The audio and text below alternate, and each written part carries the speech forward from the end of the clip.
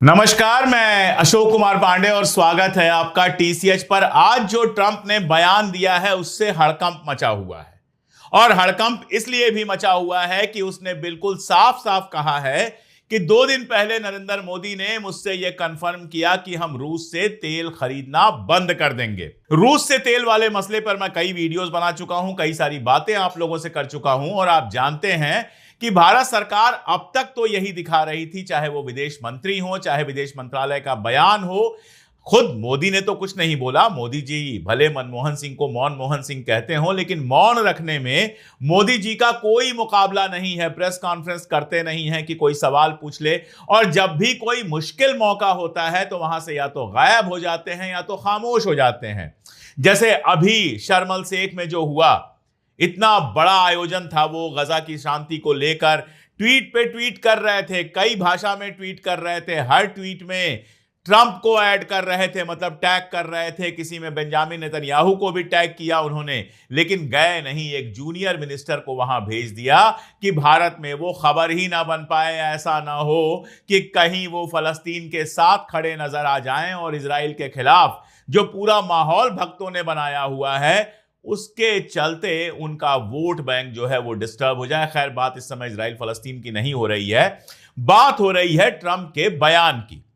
तो रशिया के तेल वाले मामले पर अभी तक तो भारत यही कहता रहा कि हम क्या खरीदेंगे वो हम खुद तय करेंगे। पुतिन तक ने बयान दिया कि मुझे नहीं लगता है कि नरेंद्र मोदी ऐसा करेंगे, वो बहुत आत्मसम्मान वाले हैं, वगैरह वगैरह वगैरह। लेकिन अब ट्रंप खुलेआम कह रहा है कि नरेंद्र मोदी ने मुझसे वादा किया है कि वो रूस से तेल खरीदना बंद कर देंगे। अब देखिए, ट्रंप को लेके ना तो मेरे मन में कोई इज्जत है और ना ही मैं उसके ऊपर भरोसा करता हूं। मैं तो उसको खुलेआम जोकर कहता हूं और कहता रहूंगा। उसके कहे का कोई भरोसा नहीं है। सुबह कुछ कहता है, शाम को कुछ कहता है। इसीलिए मैं इंतजार कर रहा था कि जरा देखें कि इस पर भारत सरकार की प्रतिक्रिया क्या आती है। कहीं ऐसा तो नहीं कि मोदी जी से कोई बात हुई ना हो, लेकिन उसने ऐसे ही कुछ कह दिया हो। तो प्रतिक्रिया आई। भारत सरकार के विदेश मंत्रालय के जो ऑफिशियल स्पोक्स पर्सन हैं रणधीर जायसवाल साहब, उनकी प्रतिक्रिया आई है। और इस प्रतिक्रिया में कहीं भी ऐसा नहीं लिखा हुआ है कि ट्रंप जो कह रहे हैं वो गलत है।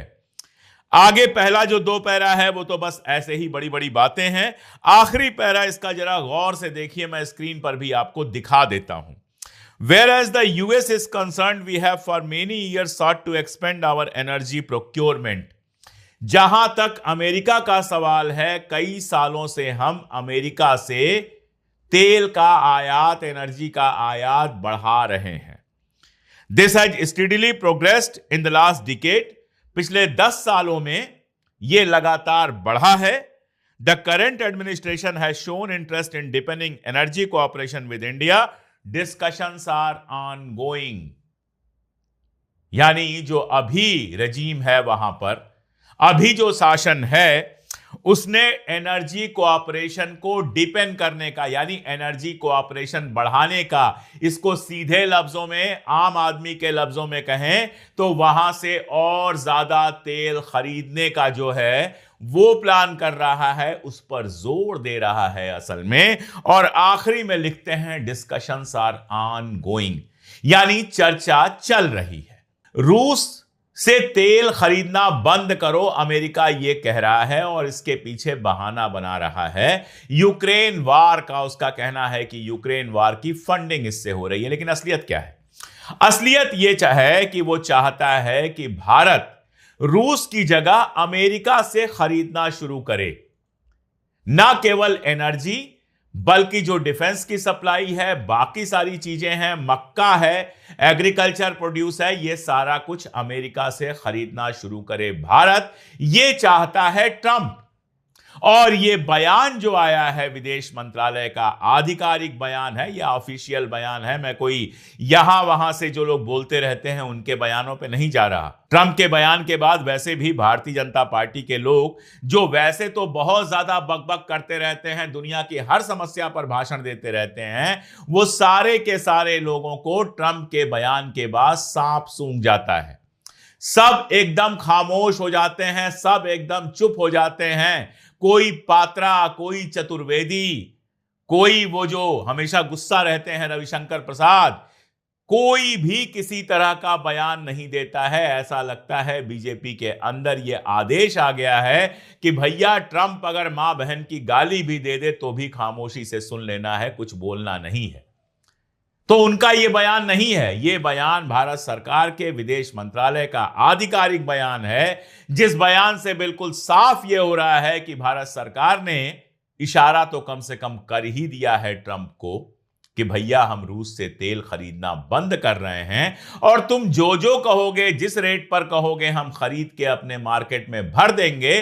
भले हमारे यहां पेट्रोल डीजल की कीमत 200 रुपए हो जाए, भले हमारे यहां जो किसान मक्का का है वो मर जाए, भले हमारे यहां दूध उत्पादन करने वाला जो है वो भूखा मर जाए, लेकिन तुम जो कहोगे हम वही करेंगे।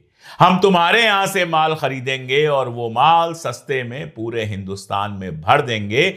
बहुत साफ लग रहा है कि सारे नाटक के बाद ये शर्त मानने जा रही है भारत सरकार। ट्रंप के इस दावे के बाद राहुल गांधी ने एक ट्वीट किया है, और उस ट्वीट में बहुत साफ साफ लिखा है कि पीएम मोदी ट्रंप से डरे हुए हैं। अंग्रेजी में ट्वीट है। पहला पॉइंट यह है कि ट्रंप को यह निर्णय लेने और घोषणा करने की अनुमति दी है कि भारत रूसी तेल नहीं खरीदेगा। यानी बातचीत में मोदी जी ने कह दिया है कि जी हुजूर आप लिख दीजिए कि भारत तेल नहीं खरीदेगा, मैं बोलूंगा तो बवाल हो जाएगा यहां पर, आप लिख दीजिए, बंद तो हम कर ही देंगे। उसके अलावा देखिए कि बार बार अनदेखी होती है लेकिन बधाई संदेश भेजते रहते हैं। मैंने आपको बताया, ट्वीट करते हैं, कई कई भाषाओं में ट्वीट करते हैं, हिब्रू में ट्वीट करते हैं, अंग्रेजी में ट्वीट करते हैं, अरबी में ट्वीट करते हैं, पोटस को भी टैग करते हैं, रियल डोनाल्ड ट्रंप को भी टैग करते हैं। रियल डोनाल्ड ट्रंप उसका पर्सनल अकाउंट है जिसको कभी ट्विटर ने बंद कर दिया था, और पोटस जो है वो प्रेसिडेंट ऑफ यूनाइटेड स्टेट्स का ट्विटर हैंडल है जो जाहिर तौर पे ट्रंप का ही है। दोनों को टैग करते हैं, वो रिट्वीट भी नहीं करता, जवाब भी नहीं देता, शुक्रिया भी नहीं कहता। शर्म अल शेख में जो पूरी मीटिंग हुई है उसमें कहीं आपने भारत का नाम सुना है? कहीं आपने ये पढ़ा किसी भी रिपोर्ट में? आप वाशिंगटन टाइम्स से लेकर और इजराइल के अखबार या फिर टर्की के अखबार, किसी भी अखबार को उठाकर देख लीजिए, अल जजीरा को भी उठा के देख लीजिए, किसी अखबार में भारत का जिक्र तक नहीं है। इनके ट्वीट जो दुनिया भर के नेताओं को माय फ्रेंड करके टैग कर करके ट्वीट करते रहते हैं, 100 में से 90 ट्वीट का कोई जवाब भी नहीं देता। टैगिंग हम कब करते हैं? जब हम ये उम्मीद करते हैं कि सामने वाला इस पर रिस्पांस देगा। अगर मान लीजिए किसी को हैप्पी बर्थडे आप बोलते हैं और टैग करते हैं, तो आप ये उम्मीद पालते हैं कि वो कम से कम शुक्रिया करे। यहां इनका कोई ट्वीट न शुक्रिया करता है, न रिट्वीट करता है, न कोट रिट्वीट करता है, लेकिन करते चले जाते हैं। और उसके बावजूद हालत यह है कि ट्रंप के सामने लगातार झुक रहे हैं। उसी ट्रंप के सामने जो दुनिया के सामने खड़े होकर कहता है कि आसिम मुनीर हमारा फेवरेट है। हालांकि पाकिस्तान की हालत भी कोई बहुत अलग नहीं है, बल्कि मैं कहूंगा कि पाकिस्तान जो कर रहा है वो ज्यादा शर्मनाक है। मोदी जी गए नहीं, कोई बात नहीं, लेकिन वहां जाकर शहबाज शरीफ ने जिस तरह से ट्रंप के जूते चाटे हैं, वो तो मतलब पाकिस्तान के बिकाऊ प्रधानमंत्रियों के जो स्टैंडर्ड हैं उसके हिसाब से भी बहुत लो है। और यह भी बात मैं इसलिए नहीं कह रहा कि मैं हिंदुस्तानी हूं। पाकिस्तान के अपने अखबार हैं वो जो कह रहे हैं कि चमचागिरी को डिप्लोमेसी बना दिया गया है। ये मैं नहीं कह रहा हूं, और इस वजह से नहीं कह रहा हूं कि मैं हिंदुस्तानी हूं और मुझे पाकिस्तान से कोई दिक्कत है।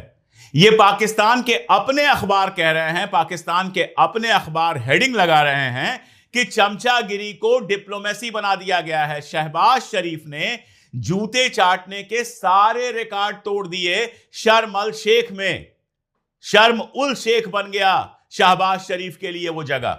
नोबेल प्राइज दे रहे हैं, ये कर रहे हैं, वो कर रहे हैं, पढ़ रहे हैं। उसको देखकर ट्रंप मुस्कुरा रहा है, और जब बात खत्म हो जा रही है तो कह रहा है कि अब कहने के लिए क्या रह गया, चलिए घर चलिए। क्या इज्जत शहबाज शरीफ वहां से बना के आए हैं, क्या कहना है।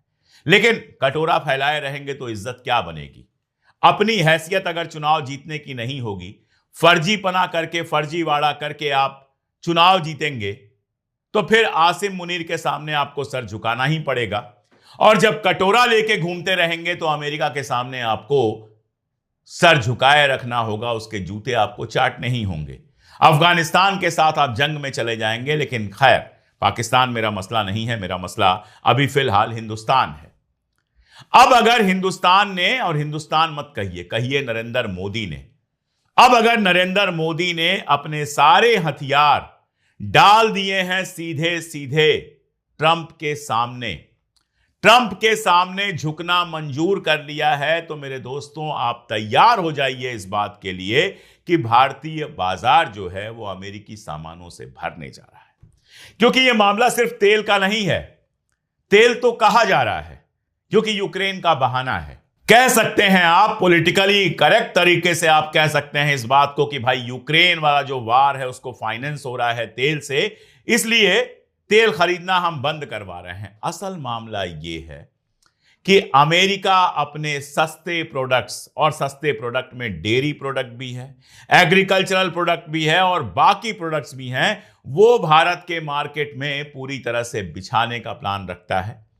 भारत लंबे समय से टैरिफ लगाकर किसी तरह से इन चीजों को रोक रहा था ताकि भारत के किसान और जो डेयरी वाले हैं वो बर्बाद ना हो, लेकिन लगता है कि अब मोदी जी ने झुकना स्वीकार कर लिया है, तो तबाही के एक नए दौर के लिए आप बिल्कुल तैयार हो जाइए। अब ऑपरेशन सिंदूर वाला सवाल भी राहुल गांधी ने उठाया है, लेकिन अब उस पर क्या कहा जाए। 51 बार 51 टाइम्स ट्रंप ये कह चुका है कि जंग मैंने रुकवाई, डांट कर रुकवाई, ऐसे रुकवाई, वैसे रुकवाई, उसका क्या कहा जाए। उस पर तो मोदी जी ने खामोशी ऐसे बनाई है कि पूछिए मत।